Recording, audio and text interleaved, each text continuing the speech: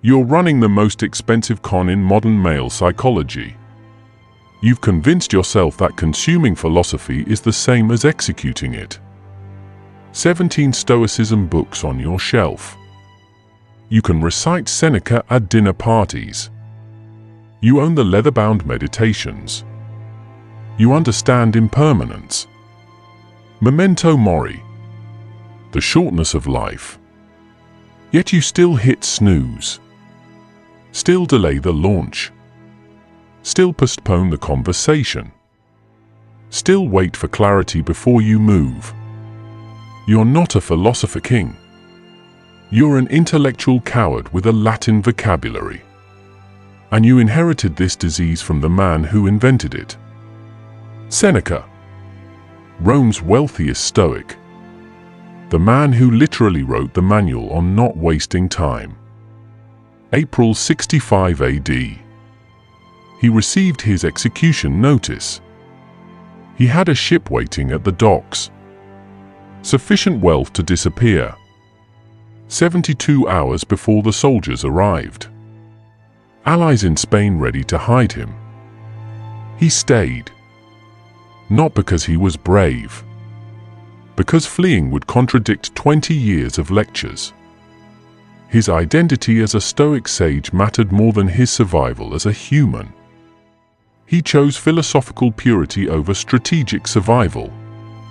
He died ideologically consistent and tactically bankrupt. Before we continue, I want to know who's gathered in this room. If you're watching at 2 a.m. when the world sleeps, or 5 a.m. before it wakes. If you're in a high-rise in Manhattan or a quiet apartment in Warsaw. Drop your city below. Not for metrics. For proof. Proof that scattered across time zones, there are still outposts of men who choose philosophy over entertainment. Who choose the library over the Colosseum of content. We are not an audience. We are a gathering of minds. Mark your outpost. Let's see who's actually here. Execution velocity separates empires from book clubs. Knowledge without application is a depreciating asset. You can own the complete works of Marcus Aurelius and still get outpositioned by a 23-year-old who simply ships faster than you think. The marketplace doesn't reward philosophical depth. It rewards decision speed and compound execution. If you can't convert Stoic principles into strategic action, you're just running a high IQ procrastination system. The question burning in your chest right now, the tightness you feel when you close another tab, another book, another night of preparation, that's not guilt. That's wasted time trying to speak. Strip away the robes and the philosophy lectures. Look at who Seneca actually was. This wasn't some monk in a cave copying manuscripts. Seneca was the equivalent of a modern private equity kingmaker combined with a White House chief of staff. Chief advisor to Nero, the CEO of the Roman Empire. He managed grain contracts that fed 50 million people. Military procurement budgets. Imperial succession plans. Trade routes spanning 3 continents. He controlled supply chains worth modern-day trillions. His personal fortune? Conservative estimates put it at $2 billion in today's money. Built through lending, land acquisition, and political access. He was a philosopher CEO running the operations of the Mediterranean world. Which makes his final failure even more instructive. He mastered Stoic theory but failed Stoic execution. He understood time intellectually but misallocated it strategically. Robert Greene wrote in the 48 Laws of Power, Enter action with boldness. Law 28. But modern Stoicism added a footnote that's killing your momentum. Enter action with boldness, but only after you've achieved complete equanimity. Eliminated all attachment to outcomes. Journaled for 6 months on your values. Read for more books. Listen to 19 more podcasts. Reached perfect clarity. By the time you're ready, the market moved. Seneca spent 2 decades preparing to die well. He never prepared to live fully. His death? Philosophically flawless. His final decade? Strategically wasted. The Praetorian Guard didn't kill Seneca. Preparation theatre did. Understand what Stoicism actually was at the elite level. Marcus Aurelius didn't meditate to feel better about his limitations. He meditated to make faster decisions while managing a pandemic, 2 active war fronts, Senate conspiracies, and the GDP of the known world. Stoicism was his operating system for execution under pressure.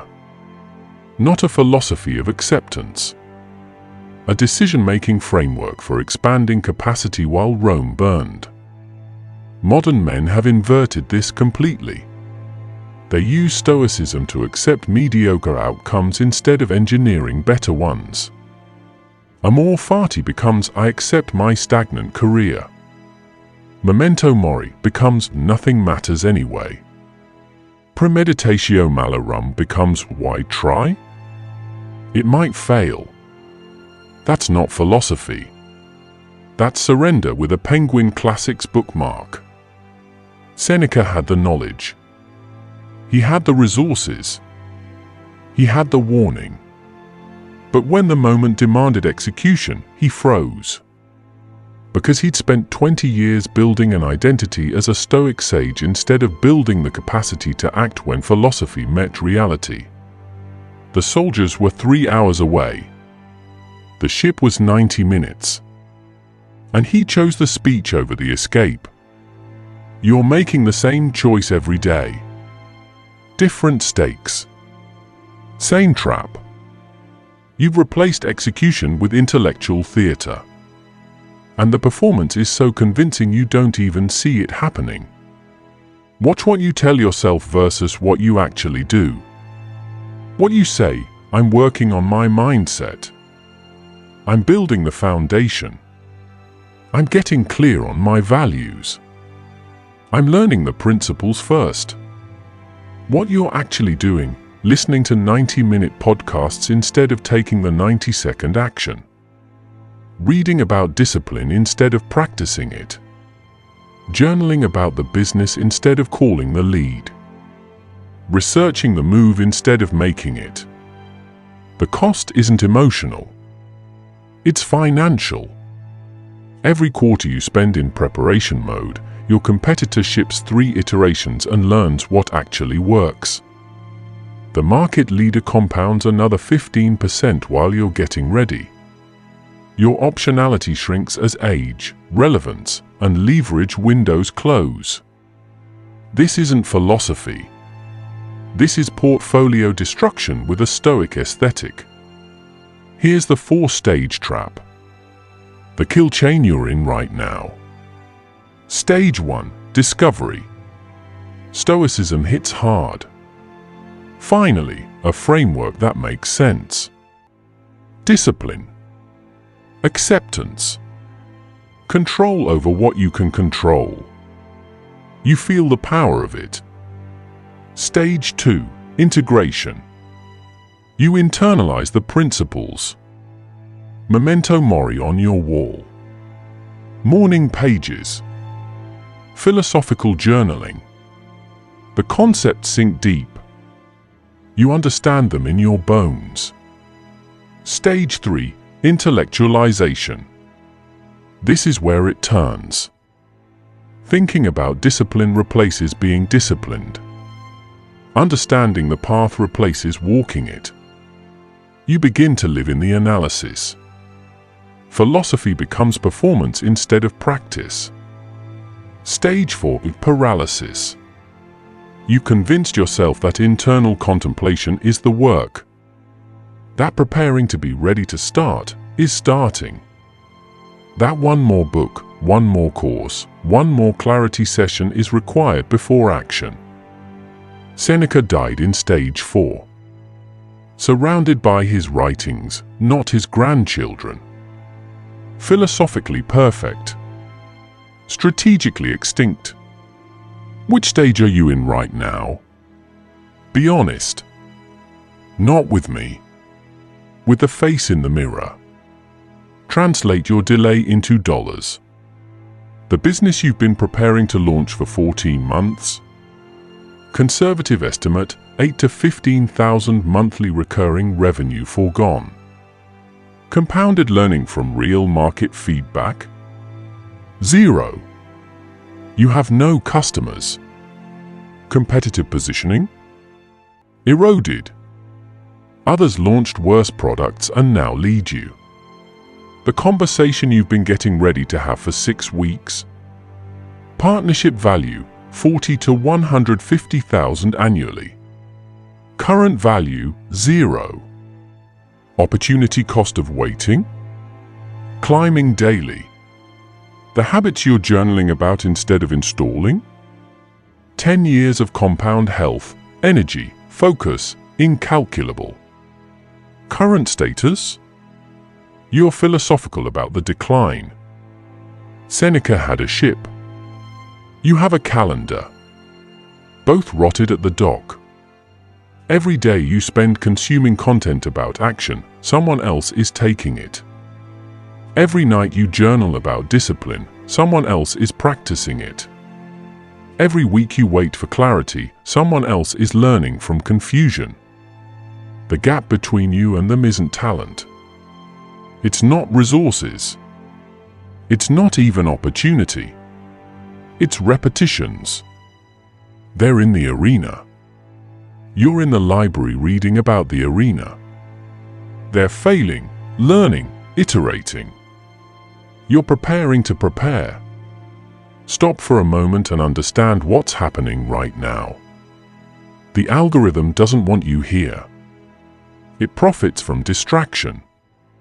It feeds on short attention spans and passive scrolling. It is designed, engineered, to bury content that challenges you in favor of content that numbs you. Every time you watch something that holds a mirror to your execution gap, you commit an act of defiance against the machine. But watching isn't enough. The algorithm only learns when you signal. A like is not applause, it's a flare. It tells the system, this matters. Surface more of this. Bury the noise. A share is not promotion, it's extraction. You pull one more man out of the feed and into the library. If you want this to reach the next man paralyzed in stage 4, you must mark your position. The algorithm wants passive consumers. Prove you're not one. Signal now, or let the machine win. Seneca understood mortality. He contemplated death daily. But he never asked the only question that mattered: if I have limited time, is this how I spend it? He knew he would die. He never questioned how he was living. You are one decision away from a different life. You've been one decision away for 3 years. The 7 execution protocols. Not philosophy lessons. Decision infrastructure. Seneca understood these intellectually. He failed to deploy them operationally. You will not make the same mistake. Protocol 1. Mortality as resource filter. Memento mori is not a meditation topic. It's an asset allocation framework. Most men treat remember you must die as a reason to feel philosophical about wasted time. The elite use it as a filter to eliminate wasted time. A venture capitalist in Palo Alto runs quarterly death audits. 3 questions. 15 minutes. Brutal honesty. 1. If I died in 10 years, what's on the highlight reel? 2. What am I currently spending time on that will not appear there? 3. What gets cut this week? Then he executes. Kills projects. Fires clients. Exits partnerships. No philosophy. just reallocation. Seneca knew he would die. He wrote about it constantly. But he never asked, if I have 10 years left, is this how I spend them? He spent his final decade preparing to die well, not living fully. Mortality isn't a concept to journal about. It's a knife you use to cut obligations that don't serve the eulogy. Write your 10-year eulogy. 200 words. Now audit this week's calendar against it. Anything that doesn't appear in that eulogy gets 30 days to justify its existence or dies. Your death is certain. Your calendar should reflect that. Protocol 2. Separate patience from cowardice. Patience is a virtue until it becomes a hiding place. The difference between strategic patience and philosophical cowardice is data versus discomfort. Professional poker players don't practice philosophical patience. They practice capital allocation patience. Fold bad hands fast. When edge appears, bet aggressively. Zero confusion between the two. Seneca had edge. Resources. Intelligence networks. Time. Transportation. But he folded the winning hand and called it wisdom. Here's the split that separates builders from spectators. Strategic patience, delay based on data. You're building leverage, running parallel tests, or timing market conditions. The weight has quantifiable value. Philosophical cowardice, delay based on discomfort. You've rebranded fear as acceptance or alignment. The weight has emotional comfort but no strategic value. One compounds capital. One bleeds opportunity cost. Every delay exceeding 48 hours requires written justification. I'm waiting because strategic reason plus supporting data. Or I'm afraid of X. If it's fear, you have 72 hours to move or kill the idea entirely. Waiting is expensive. Make sure you're buying something with it. Protocol 3. Time equity over time management. Venture capitalists obsess over cap tables. Who owns what percentage of the company? You should obsess over time equity. Who owns what percentage of your week? If you're spending 40% of your week in reactive meetings, 25% on communication overhead, 15% consuming educational content, and 12% journaling about what you'll build, you've diluted yourself into irrelevance. Seneca had time equity in his final week. Total control of his hours. He spent it writing another essay instead of boarding the ship. Perfect allocation of time to the wrong priority. Most men don't fail because they're lazy. They fail because they're busy with the wrong things. Busy answering Slack messages that generate zero leverage. Busy in meetings that could have been a voice memo. Busy consuming content about building instead of building. The question isn't, am I working hard? The question is, am I working on equity or expenses? Track last week by category. Revenue generation. Leverage building, relationships, skills, systems. Maintenance, necessary administrative work. Leak, consumption, false productivity, philosophical drift. If leak exceeds 15%, you're Seneca in the villa. The guards are 3/4 away. Protocol for a philosophy as tool, not identity. Seneca's fatal error was letting Stoic sage become more important than effective human. To flee would be unphilosophical. To look afraid would contradict his brand. His identity as a philosopher trapped him more than Nero's guards. The modern equivalent, the biohacker who won't take the 7 a.m. meeting because it violates his protocol. His competitor takes it and closes the deal. The Stoic founder who won't pivot because he's practicing acceptance of the process. The market shifts while he meditates on impermanence. The disciplined leader who won't fire the toxic VP because he's exercising patience. Culture rots from the inside. Marcus Aurelius had principles. He violated them when strategy demanded it. He delayed philosophical perfection to make the effective decision. Philosophy is infrastructure, not identity. The moment your principles become your personal brand, they become your cage. Write down your operating philosophy, whatever it is. Stoicism. First principles thinking. Extreme ownership. Now right below it, I will abandon this the moment it conflicts with strategic necessity. Sign it. Tools serve you. Identities enslave you. Protocol 5. Private work, public output. Seneca inverted the equation that destroys most high-potential men. He made his internal philosophy a public performance. His external execution never shipped. Understand the split the top 1% operate by.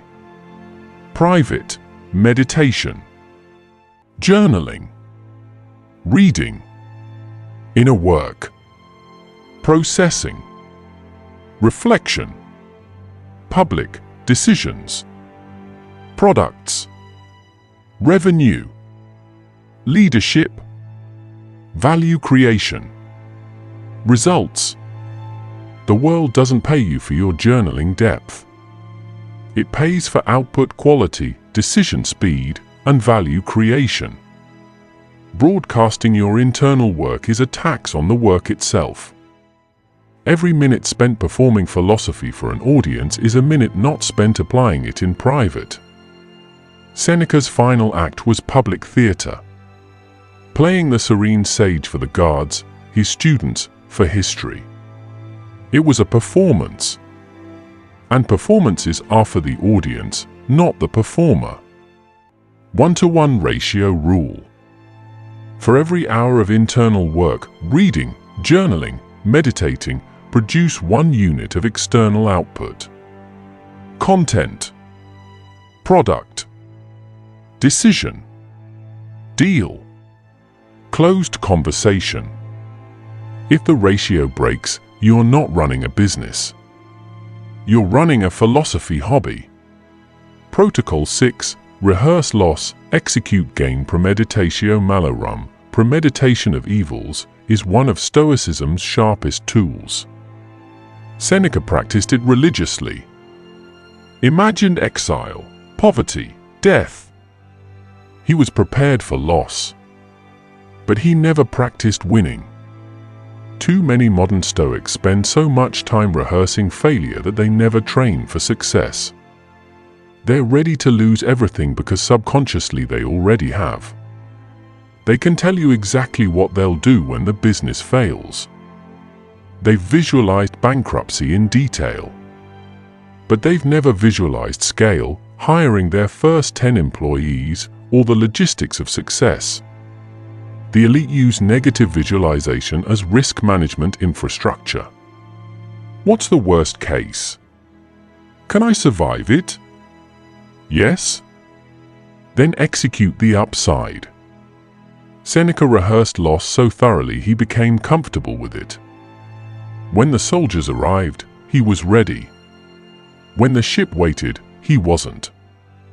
For every worst-case scenario you write, you must execute one best-case bet. Stoicism is not pessimism insurance. It's asymmetric upside infrastructure. Protocol 7. Die empty, not ready. Most men die with their music still in them. Oliver Wendell Holmes wrote that. Seneca died with his execution still in him. His music played beautifully in the Senate, in lecture halls, in written letters that survived 2,000 years. It never played in Spain. In freedom. In a second act. He died ready. He also died unused. Courage stored, not spent. Risks calculated into paralysis, not taken. Potential admired in the mirror, not expressed in the marketplace. The Stoic endgame is not dying peacefully in your sleep. It's dying empty in the arena. Spent. Exhausted. Nothing left in the tank because you poured it all into the work, the relationships, the bets, the building. Your deathbed will not care how well you understood Stoicism. It will only ask one question: did you use it to build or to justify inaction? Keep a deathbed audit document. List everything you'll regret not doing if you died in 5 years. Every 90 days, execute one item. Not research it. Not plan it. Not prepare for it. Execute it. Because readiness is infinite. Time is not. Seneca spent 20 years getting ready to die well. You have today to start living fully. You're standing exactly where Seneca stood. Knowledge? You have it. Resources? Enough. Time? Not infinite, but enough. 2 paths. Path 1, The philosopher's death. Continue reading. Journaling. Preparing. Your Kindle library expands. Your wisdom deepens. Your highlights multiply. And one day, in a career that stagnated, a body you neglected, a business you never launched, the guards arrive. They won't wear armor. They'll wear the face of regret. You'll realize you were ready to fail, never ready to win. Path TWO, The Builder's Memorial. You take Stoicism off the page, into the portfolio, the boardroom, the arena.